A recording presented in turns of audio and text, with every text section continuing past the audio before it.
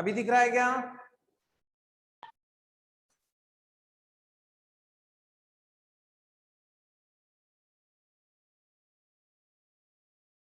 तो चेन दिख रहा है बेटा? दिख रहा है? Yes sir. ठीक है। Yes sir. पहले वाले में तो कोई दिक्कत आई नहीं, आप माइक बंद कर दीजिए, क्लास डिस्टर्ब नहीं होगी। पहले वाले बिंदु हम समझ गए थे, निवारक नजरबंदी हमने 11th क्लास में पढ़ी थी, क्या होती है?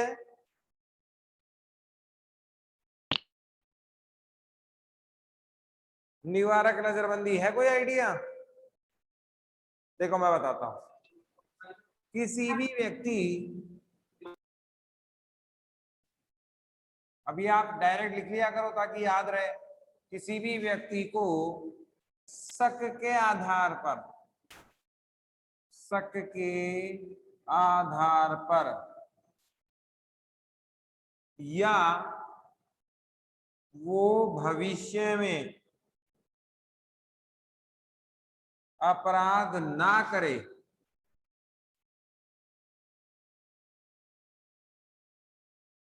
इसके लिए उसे गिरफ्तार किया जाता है।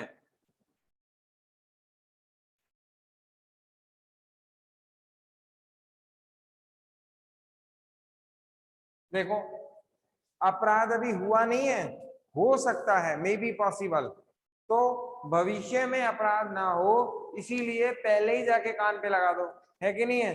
पहले ही गिरफ्तार कर लो। देखो क्लास में होता होगा ना, जैसे ही झगड़ा उगड़ा हुआ नहीं, और जो अराजक बच्चा है, एक आधे बच्चे होते हैं अराजक होते हैं, सर आएंगे और उसके 2 कान पे लगा देंगे बिना पूछे ही, क्योंकि उनको पता है यही करेगा, परेशान करेगा। तो क्या है? निवारक नजरबंदी है। बताओ किसके समझ में नहीं आ? 2 बातों को अंडरलाइन करना, एक तो शक के आधार पर, समझ में आ रहा है राहुल? Yes sir. देखो एक निवारक नजरबंदी क्या है कि आप बिना किसी को कुछ भी बताए, अभी अपराध हुआ नहीं है, हो सकता है या वो कर सकता है, इसके आधार पर किसी को भी आप उठा के थाने में, जेल में डाल दो, कोई रोकने वाला नहीं है। क्या है? निवारक नजरबंदी है। आपकी किताब में तो इतना ही दे रखा है ना? बाकी और अगर आप जानना चाहते हो तो और जान लो। ये 3 महीने का समय होता है इसका। कितने महीने का समय होता है? 3 महीने का। किसी भी व्यक्ति को आप मैक्सिमम कितना रख सकते हो? 3 महीने रख सकते हो। अगर इसे बढ़ाना है तो फिर न्यायालय के सामने जाना ही पड़ेगा। हाँ, न्यायालय चाहे तो इसे क्या कर सकती है? इंक्रीमेंट कर सकती है, बढ़ा सकती है। समझ में आया? ऊपर से गया आ गया सर। है ना? आ गया सर। निवारक नजरबंदी क्या होती है? किसी भी व्यक्ति को शक के आधार पर आप उठा के डाल सकते हो जेल के अंदर। हो सकता है वो अभी अपराध नहीं कर रहा, करने वाला हो, है ना? तो इसके फायदा कब उठाया गया? आपातकाल में उठाया गया। किसी भी व्यक्ति को उठाकर कहां डाल दिया गया? जेल में डाल दिया गया। भरपूर इंदिरा गांधी जी की सरकार ने इसका लाभ लिया। अब यहां पर सोचने वाली बात है, आपको बंदी बनाए जाने पर आपका कौन सा अधिकार चालू जाता है? बताओ भाई। पुलिस, है ना, बेवजह ही उठा के जेल में डाल दे तो कौन सा अधिकार आपके पास है जो पुलिस के जो गिरफ्तारी है उसको चैलेंज कर सकता है? बताओ। सब कुछ पढ़ा रखा है मैंने, लेकिन भूल भाल गए। बंदी प्रत्यक्षीकरण, बताओ बताया था कि नहीं? है ना? बंदी प्रत्यक्षी है ये, है ना? प्रत्यक्षीकरण, प्रत्यक्षीकरण, ये लो। अब इसमें क्या होता है ये देख लो। आपको किस कारण से गिरफ्तार किया गया है वो कारण बताना पड़ेगा। क्या बताना पड़ेगा? कारण। गिरफ्तारी का कारण जानने का हक है। जानने का क्या है? हक है कि भाई हमें क्यों गिरफ्तार किया गया है। ये बात कौन बताएगी? पुलिस बताएगी। और नो डाउट बताना ही पड़ेगा। कौन सा अधिकार है? बंदी प्रत्यक्षीकरण का अधिकार है इससे लिए। लेकिन आपातकाल में इसके भी 12 बजा दिए और ये भी नहीं दिया। अब कोई भी पूछने वाला था ही नहीं कि किस व्यक्ति को क्यों गिरफ्तार किया गया है, कितने दिन के लिए गिरफ्तार किया गया है और उसका कोई रीजन है। ऐसा कोई भी बात सामने निकल कर आया ही नहीं। जितनी मर्जी आई, जैसे मर्जी आई, जब मर्जी आई, जेल में डाल दिया गया। तो एज ए रोलेट एक्ट, कब आया था रोलेट एक्ट? 1919 के आसपास। 1939। हाँ देख लेना, उसमें क्या था, बिना किसी रीजन के गिरफ्तार करना। ठीक ऐसा ही हुआ। बताओ दूसरे में क्या दिक्कत आई? दूसरा कारण समझ में आया? परिणाम समझ में आया? आपातकाल का क्या परिणाम हुआ? किसी को भी उठाओ और जेल में डाल दो। ठीक है। और सबसे बड़ी बात, जो बंदी प्रत्यक्ष अधिकार आपको संविधान में मिला है वो भी नहीं मिलेगा, है ना। ये बात भी इन्होंने स्पष्ट कर दी। बताओ क्या दिक्कत है इसमें? ठीक है। अब एक चीज और याद रखनी है अभी की अभी, और काम आएगी, बोर्ड में एग्जाम पूछेगा आपसे, है ना। इसको तो मैं हटा देता हूं, ये लो, और यही रहने देता हूं। दूसरा बिंदु यहां अपना हो गया कंप्लीट। इसको भी मैं हटा ही देता हूं, इसका करेंगे क्या? लिख लिया क्या बेटा ये दो बिंदु? ये दोनों बिंदु लिख लिया? Yes sir. इनको भी हटा ही यस दो। सर। Yes sir. अब देखो काम की चीज, देखो सुप्रीम कोर्ट के न्यायाधीशों का चुनाव किससे होता है? कॉलेजियम पद्धति से। बढ़िया बात, कॉलेजियम व्यवस्था, है ना। जब जवाब देते हो तो आनंद आता है पढ़ाने में, है ना। कॉलेजियम व्यवस्था, ऐसी क्लास होनी चाहिए। देखो कॉलेजियम व्यवस्था में 4 और 1 5 वाला सिस्टम है, और सुप्रीम कोर्ट के जो न्यायाधीश हैं उनका जो चुनाव होता है या नियुक्ति होती है वो कैसे होती है? वरिष्ठता के आधार पर। चुनाव शब्द मैंने आपको समझाने के लिए लिखा है, जबकि चुनाव होता ही नहीं है, नियुक्ति होती है ना। वरिष्ठता के आधार पर। अब ये वरिष्ठता वरिष्ठता तो अपन समझते ही है ना। वरिष्ठता को वरीयता कह सकते हैं। क्या कह सकते हैं? वरीयता। देसी भाषा में उम्र के हिसाब से होती है। कैसे होती है? उम्र के हिसाब से। जो सबसे ज्यादा सीनियर वो सबसे पहले बनेगा। मेरी बात समझ में आ रही क्या? जैसे 1 2 Yes, sir. 3 और 4, ये 60 वर्ष का हो गया, ये 58 का है, ये 55 का है और ये 54 का है। तो वरीयता क्रम ऐसी होगी। बताओ सही है गलत? सबसे पहला नंबर किसका आएगा मुख्य न्यायाधीश बनने का? इसका, फिर इसका, फिर इसका और फिर इसका। इसे वरीयता क्रम कहते हैं। समझ में आ रहा है बेटा? अब देखो Yes, sir. प्रधानमंत्री यस सर। इंदिरा गांधी जी। प्रधानमंत्री जी कौन है? इंदिरा गांधी जी। ध्यान से समझना, यहां पंगा है। देखो चौथे नंबर पर एक व्यक्ति का नाम है A.N. रे। A.N. रे, नोट लगा के लिख लो, ये सवाल परेशान करेगा आपको। क्या नाम है? A.N. रे। देखना यही नाम है, मुझे तो मिला नहीं, कहां से है ये, आएगा कहीं किताब में। A.N. रे थे। कौन थे? A.N. रे। कौन से नंबर पे थे? 4 नंबर पे। तो बताओ सबसे पहला नंबर किसका आना चाहिए था? 60 वाले का था ना। ये तो मैंने एग्जाम्पल के तौर पे लिख दिया ऐसे, है ना। ABCD कर दो इसको, ये उम्र भी हटा दो, ये लो A B C और D। अब बताओ मुख्य न्यायाधीश कौन बनेगा भाई?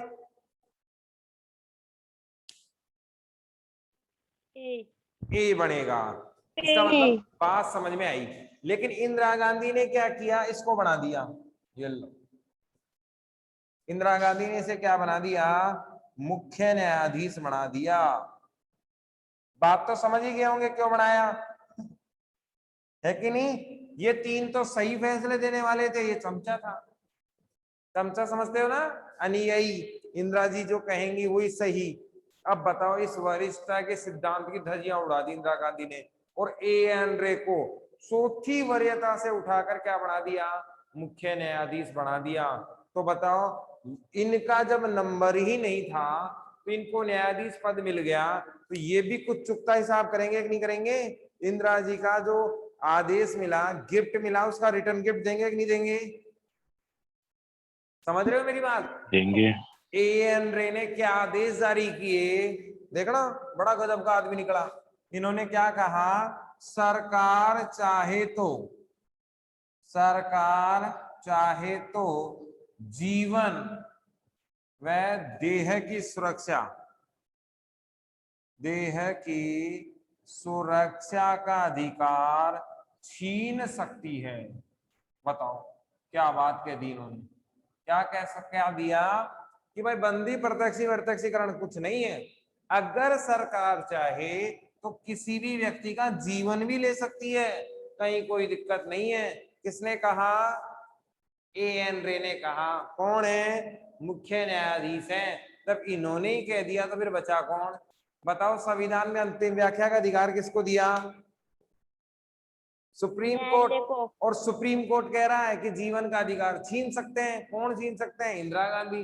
तो इंदिरा गांधी तो चहुमुखी दुर्गा माता हो गई, है कि नहीं है? जो चाहे वो कर सकती हैं। तो इसीलिए आपातकाल का चरमोत्सव था, ये हाईएस्ट लिमिट थी ये, है ना। अब इसके बाद तो क्या होगा भाई, जब आदमी मरी गया तो उसके बाद बचेगा क्या, है ना। तो ये बात हमें समझनी चाहिए। सवाल पूछ रहे आपसे, है ना, फ्री वाली जगह सवाल लिखो। आपातकाल के विवादस्थ पद, आपातकाल डाल के ले जाओ।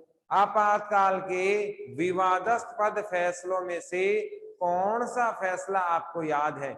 या कोई एक फैसला लिखो तो आंसर क्या आएगा भाई? ये वाला। अब याद रखना है आपको, है ना। सवाल समझ में आया? आपातकाल के विवादस्थ पद फैसलों में से एक फैसले का नाम लिखें या फैसला लिखें तो क्या आएगा? जीवन और देह की सुरक्षा का अधिकार छीनने का काम जो न्यायालय ने किया वो सबसे विवादस्थ में से एक है। और भी हैं लेकिन सबसे खतरनाक यही है। जीवन से बड़ा क्या है? जब शरीर ही नहीं रहा तो फिर तो सारा खत्म ही हो गया चैप्टर ही। समझ में आ रही है बात? दूसरी चीज, है ना। अब सवाल पूछ ले आपको, आपातकाल या विवादस्थ पद न्यायाधीश की नियुक्ति कब और किसने की थी? तो आपातकाल के समय 75 के आसपास का ये नियुक्ति है, इंदिरा गांधी जी ने की थी। वरीयता तोड़कर किसकी? एएन रे की थी। बताओ भाई क्या समझ में नहीं आया यहाँ पर आपको? आया क्या बेटा? Yes sir. Yes sir. अब एक बात आपको और सर। एक बात और ध्यान रखनी है ना, अपने सिलेबस में तो नहीं है लेकिन आपको ये परेशान करेगा। एक शब्द आता है संवैधानिक पीठ। क्या आता है? संवैधानिक पीठ। और एक आता है एकल पीठ, है ना, दो की पीठ या दोहरी पीठ। ये सब परेशान करते हैं। देखो सुना है कभी न्यायालय की एकल पीठ ने फैसला दिया? ऐसे शब्द सुने होंगे ना। संवैधानिक पीठ ने फैसला दिया। एक आदमी जब फैसला देता है न्यायालय में तो क्या कहलाती है? एकल पीठ कहलाती है। दो आदमी मिलकर फैसला देते हैं तो दो, और 5 आदमी देते हैं तो संवैधानिक पीठ कहलाती है। बताओ बात बनी कि नहीं बनी अपनी? अगर मान लो ऐसे पूछ ले कि संवैधानिक पीठ क्या होती है, तो 5 आदमी अगर फैसला दे मिलकर, न्यायाधीश 5 किसी मुद्दे पर क्या दे? फैसला दे, तो वो क्या कहलाती है? संवैधानिक पीठ। राम जी का मंदिर याद आ रहा है क्या? कितने न्यायाधीश थे? 5। तो पीठ कौन सी थी? संवैधानिक। एक मुस्लिम न्यायाधीश थे, उन्होंने विरोध किया। 4 हिंदू थे, इन्होंने पक्ष दिया। फैसला कितने लोगों ने दिया? 5 ने दिया। तो 5 या उससे ज्यादा न्यायाधीश होते हैं तो जो न्यायालय की जो पीठ होती है ना, यानी कि बेंच जिसे बोलते हैं, है ना, पीठ कह लो, बेंच कह लो। बेंच तो कुर्सी होती है नए लगाते ही तो, है ना, अंग्रेजी में बेंच कह सकते हैं इसको। 5 लोग अगर इसमें शामिल हैं या इससे ज्यादा लोग शामिल हैं तो वो क्या कहलाएगा? संवैधानिक पीठ कहलाएगा। बताओ भाई इसमें क्या दिक्कत आई? अब मैं पूछूं, एएन रे कौन थे? न्यायाधीश थे। कैसे आए थे? वरीयता क्रम को तोड़कर। कौन लेकर आई थी? इंदिरा गांधी जी लेकर आई थी। इंदिरा गांधी जी। ठीक है। आदेश क्या जारी किया? चाहे तो जीवन किसी का भी ले सकती है सरकार, किसी की भी जीवन की लीला समाप्त कर सकती है, कोई रोकने वाला नहीं है सरकार चाहे तो। इसका मतलब सर्वोच्च शक्ति किसके पास है? इंदिरा गांधी के पास है। अगला देखो, अब 2-4 सवाल है छोटे छोटे, है ना, वो आपको लिखने हैं वेरी इंपॉर्टेंट करके। एक सवाल यहां से जरूर आता है ना। तो एक नोट लगाना शुरू करो और क्वेश्चन लिखना शुरू करो। आंसर मैं बताते जाता हूं, कोई ना कोई सवाल जरूर आता है हर बार यहां से।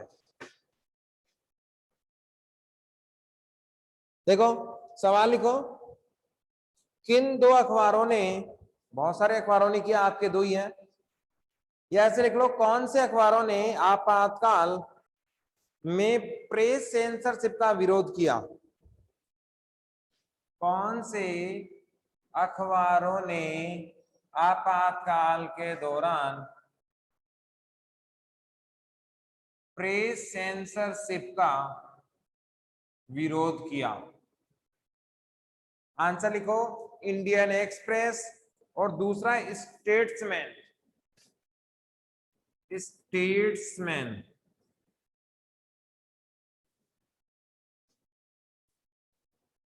ठीक है, स्टेट्समैन, डबल टे आएगा बेटा इसमें, है ना, दो टे लगा देना, स्टेट्समैन। बताओ सवाल समझ में आया? कौन से दो अखबारों ने आपातकाल में प्रेस सेंसरशिप कानून का क्या किया? विरोध किया। तो आंसर क्या आएगा? इंडियन एक्सप्रेस और स्टेट्समैन। इंपॉर्टेंट करना, एक सवाल इन तीन चार में से पक्का आएगा। अगला देखो, कौन से अखबार आपातकाल के दौरान बंद हो गए? कौन से अखबार आपातकाल के दौरान बंद हो गए? सेमिनार, ये पत्र पत्रिकाएं भी कह सकते हैं, अखबार भी कह सकते हैं, और main stream. Main stream, seminar और मेन स्ट्रीम पत्र पत्रिकाएं या अखबार बंद हो गए।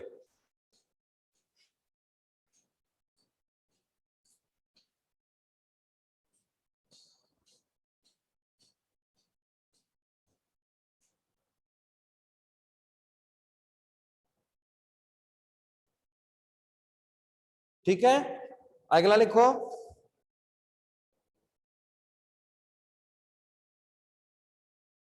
किसने पद्म भूषण का सम्मान लौटाया आपातकाल के विरोध में? पद्म भूषण, किसने पद्म भूषण का पुरस्कार लौटाया आपातकाल के बदले में? ठीक है, आंसर आएगा कन्नड़ लेखक शिवराम कारंत। कन्नड़ लेखक शिवराम कारंत, इसने लौटाया था। शिवराम कारंत ने पद्म भूषण पुरस्कार लौटाया था। एक है पद्म श्री सम्मान, किसने लौटाया? आपातकाल के विरोध में पद्म श्री सम्मान किसने लौटाया? फणीश्वर नाथ रेणु। फणीश्वर सर फिर से बोलो। नाथ, दोबारा बोल रहा हूं बेटा, आपातकाल के विरोध में पद्म श्री, लिख रहा हूं मैं, पद्म श्री, पद्म श्री अवार्ड किसने लौटाया? फेणीश्वर नाथ रेणु ने। फेणीश्वर नाथ रेणु ने। ठीक है, ये भी याद रखने लायक है।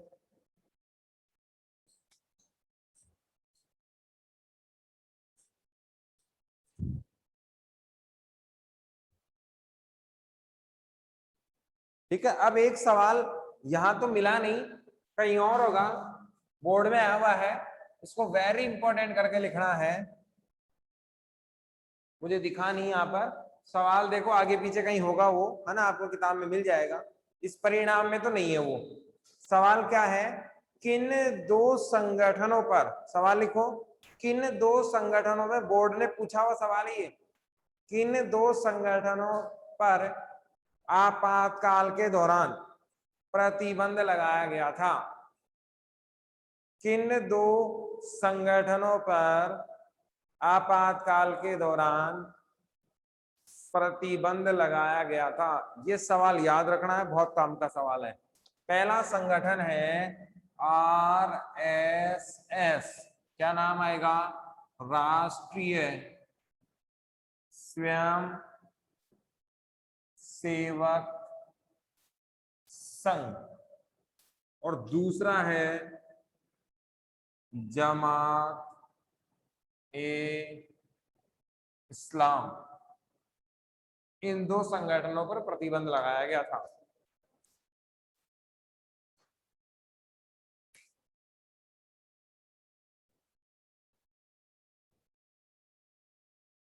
अब ये सबको याद होना चाहिए, 2-3 बार सवाल आ चुका है ये, जब एनसीईआरटी लगी थी हर बार सवाल यही यहां से पूछा गया कि किन दो संगठनों पर क्या लगा दिया गया? प्रतिबंध लगा दिया गया। तो संगठन कौन कौन से हैं? आरएसएस और जमात इस्लाम। आरएसएस का पूरा नाम ही लिखना है राष्ट्रीय स्वयंसेवक संघ। आरएसएस आप ना लिखेंगे तो ज्यादा बेटर रहेगा। बताओ बेटा, कोई दिक्कत आई क्या यहाँ तक? No sir. No sir. बस इसमें नो सर। एक चीज और है, जो अगर समझ में आ गई तो अपना परिणाम पूरा हो गया, है ना। अब बस ये समझ में आना बहुत जरूरी है। देखो भाई, ये भी बहुत काम की चीज है। इसमें तो लाइन टू लाइन सवाल बढ़ेंगे इस चैप्टर में। 42वां संविधान संशोधन कब हुआ? बहुत बार चर्चा की है मैंने, बताओ।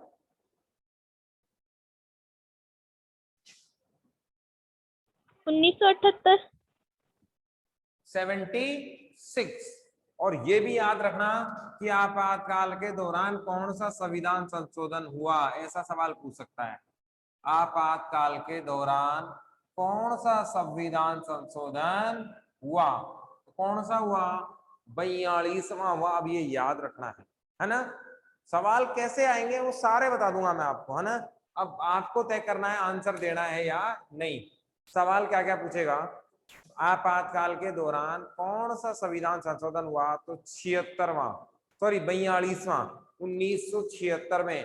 प्रधानमंत्री कौन? इंदिरा गांधी। अब मजे की बात देखो, इस आपातकाल को मिनी संविधान संशोधन भी कहते हैं। क्या कहते हैं? मिनी संविधान संशोधन।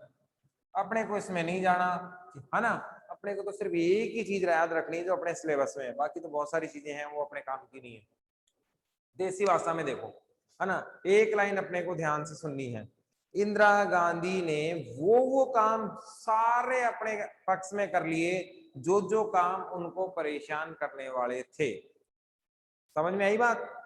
इस 42वें संविधान संशोधन का करने का कारण क्या था कि इंदिरा गांधी की जो समस्याएं थी ना, जिन जिन चीजों में दिक्कत आ रही थी उनको, वो सारे ही बदल डाले। ना रहेगा बांस और ना रहेगी बांसुरी। समझ में आ गया मेरे कहने का मतलब?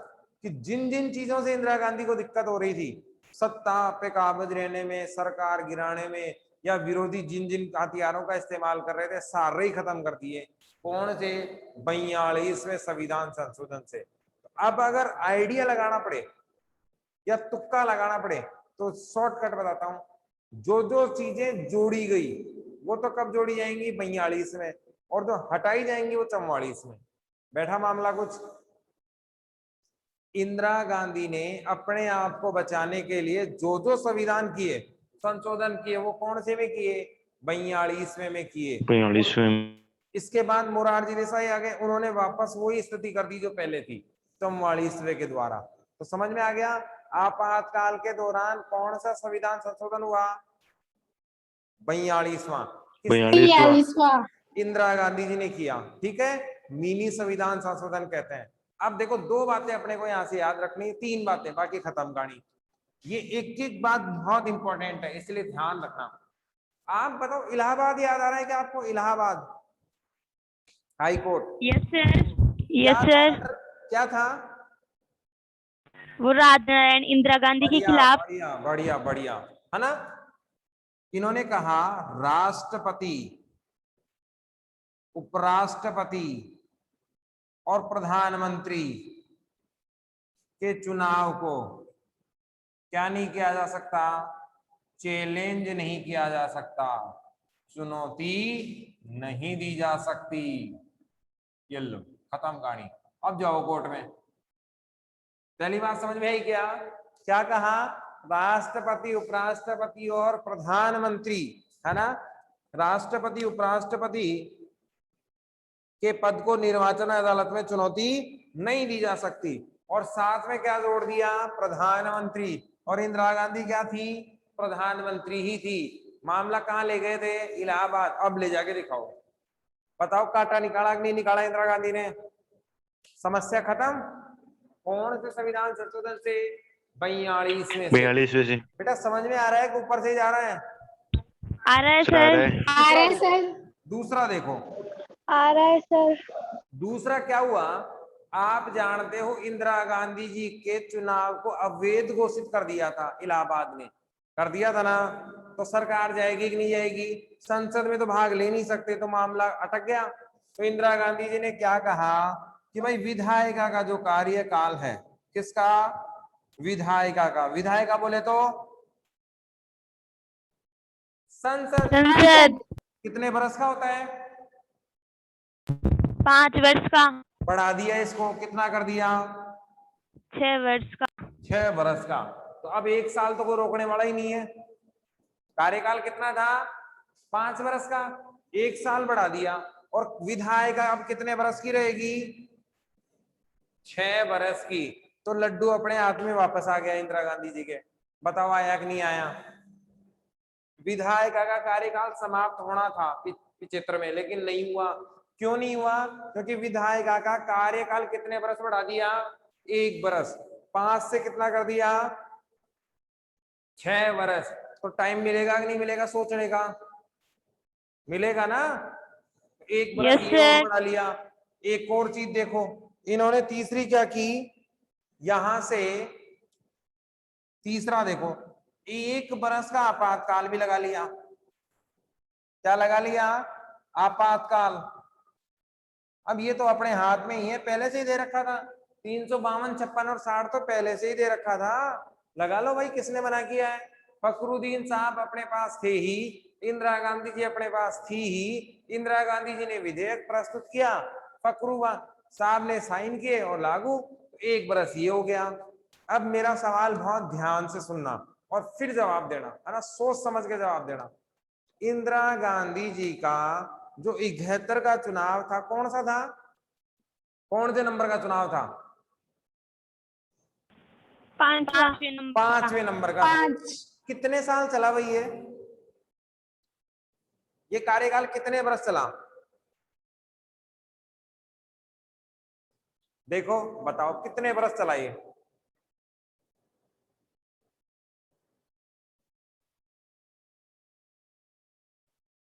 सात साल चला। कितने चला? 7 साल। अब याद रखना कैसे? देखो 5 बरस तो ये तो थे ही। 1 यहां बढ़ा लिया, कितने हो गए? 6। 1 यहां बढ़ा लिया, तो टोटल कितना कार्यकाल रहा? 7। अब बताओ कहां कंफ्यूजन है? ये परिणाम यहां पर खत्म। क्लियर? अब आप मुझे एक बात बताओ, आपातकाल कितने दिन रहा भाई? 18 महीने। 18 महीने। 18 18 महीने। माह है। तो आपातकाल ठीक है। 18 महीने। और 18 महीने मोरारजी देसाई, ठीक है। तो 77 में तो ये खत्म हुआ। 77 ऐसे लिखते हैं ना, हाँ 77। 77 में तो क्या खत्म हुआ? आपातकाल, है ना। मोरारजी देसाई आ गए यहाँ पर। फिर 1.5 बरस ये प्रोग्राम चला, और फिर 4 महीने चरण सिंह जी, और 1980 में इंदिरा गांधी जी फिर आ गई। अब कंफ्यूज नहीं होना है आपको। समझ में आया क्या मामला? अरे Yes, 7 sir. और 3 मोटे मोटे कितने हो गए? 10 हो गए ना। 7 और 3 कितने हो गए? 10। 7 बरस तो इंदिरा गांधी जी रह गई। 3 1.5 बरस ये मोरारजी रह गए। 1.5 बरस आपातकाल रह गया। और 80 में चुनाव फिर हो ही गए वापस। पूरे 10 बरस हो गए कि नहीं हो गए? सर अब बताओ परिणामों में क्या दिक्कत है? Yes sir. परिणाम मेरी तरफ से खत्म। कल संदर्भ और विवाद पढ़ेंगे हम। कोई सवाल पूछना हो तो फटाफट पूछ लो, टाइम हो गया कंप्लीट। सर ये बताओ, सहायक जांच आयोग बताना एक बार। क्या कह रही है बेटा? सहायक जांच आयोग बताओ। शाहजहां आयोग बेटा इतना बड़ा है कि कल की क्लास में होगा, है ना?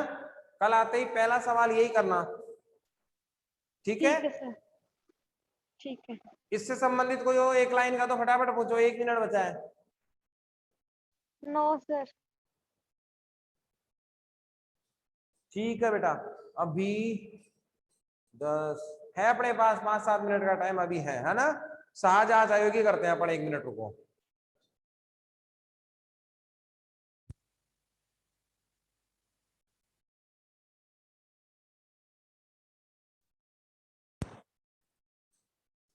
शाहजहां आयोग,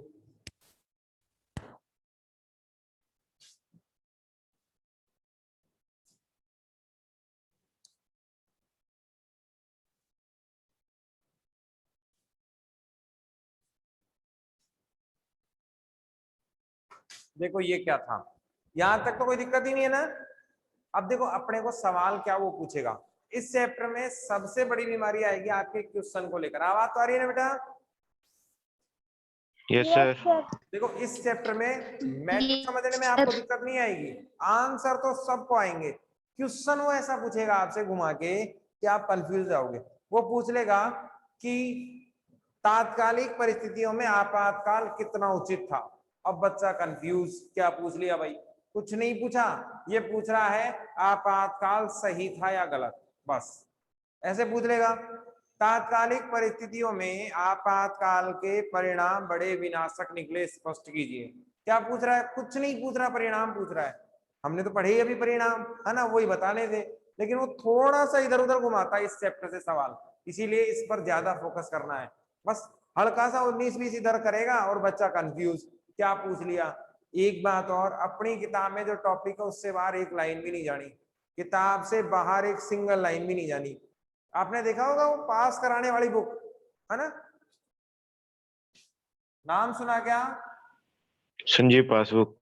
हाँ, क्या नाम है? पास कराने वाली बुक,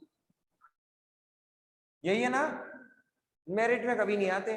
इसमें 2-4 सवाल वो आपको ऐसे डालेंगे जो बड़े परेशान करते हैं। बच्चा देखता है ये तो मेरे को आता ही नहीं है। तो हमें ये बात तो जरूर ध्यान रखनी है कि बॉर्डर लाइन अपना ये किताब है, इस किताब से बाहर कहीं नहीं जाने वाला, अपनी किताब के अंदर ही आना है। सारे सवाल यहीं से अपने से पूछे जाएंगे।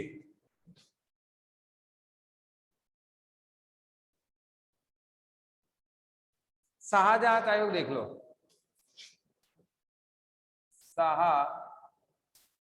जांच आयोग। देखो बेटा ये क्या था, इसके अध्यक्ष थे जेसी साहा। जेसी साहा एक बात कब आया था? 77 में आया था। क्यों आया था? आपातकाल की जांच के लिए आया था। आपातकाल की जांच के लिए। किस लिए आया था? आपातकाल की जांच के लिए, है ना? इंदिरा मोरारजी देसाई सरकार ने बनाया था। मोरारजी ने, मोरारजी की सरकार में ये आया था, ठीक है? इसने क्या इंदिरा जी को पेश होने के लिए कहा, इंदिरा जी को पेश होने के लिए कहा, लेकिन के लिए कहा, लेकिन इंदिरा जी पेश तो हुई लेकिन जवाब नहीं दिए, जवाब नहीं दिए। तो मतलब क्या निकला? खत्म कहानी, ये लो। बताओ क्या समझ में नहीं आया? सवाल देखो, आपातकाल से संबंधित आयोग का नाम बताओ, फटाफट आप बताओ। शाहजहां जांच आयोग। सब लोग है ना, आप टाइम आउट कर लो। अध्यक्ष कौन थे? जेसी साहा। आयोग कब बना? 1977। स्वतंत्र। क्या किया इसने? आपातकाल की जांच। आपातकाल की जांच। कौन सी सरकार में बना? मोरारजी सरकार। किसको पेश होने के लिए कहा गया? इंदिरा जी को। पेश तो हुई लेकिन जवाब नहीं दिए। नहीं दिए। तो मतलब ही नहीं निकला आयोग का। खत्म। ठीक है, थैंक यू। ठीक। आज तो Yes, बहुत sir. टाइम ले लिया।